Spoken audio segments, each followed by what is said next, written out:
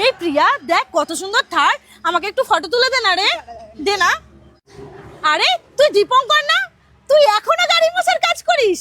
এই নিশা, তুই কাকে কি বলছিস? তুই থাম তো, একটা ছোট লোক গরিব ভিখারি, তুই আমাকে বিয়ে করতে চেয়েছিলি না? আমি জানতাম তুই সারা জীবন এই গাড়ি ধোয়ার কাজই করবি, এর থেকে বেশি তুই কিছু করতেও পারবি না, এর জন্যই তো আমি তোকে বিয়ে করিনি। নিশা, তুই জানিস তুই কাকে কি বলছিস? এটা আমার হাজবেন্ড। তুই বলেছিলি না তোর একটা চাকরির প্রয়োজন, তাই তো আমার হাজবেন্ডের কাছে নিয়ে এসেছিলাম তোকে। তুই কাকে ভিখারি বলছিস? ওই তো দীপঙ্কর গ্রুপ অফ কোম্পানির মালিক। তুই বলেছিলি না ওই কোম্পানিতে তোর একটা চাকরির প্রয়োজন, তাই তো আমার হাজবেন্ডের কাছে তোকে নিয়ে এসেছি। আর তুই গাড়ির কথা বলছিলি না, এরকম 10টা গাড়ি আছে ওর। ছি নেশা, ছি, এটা তোর কাছ থেকে আমি আশা করিনি।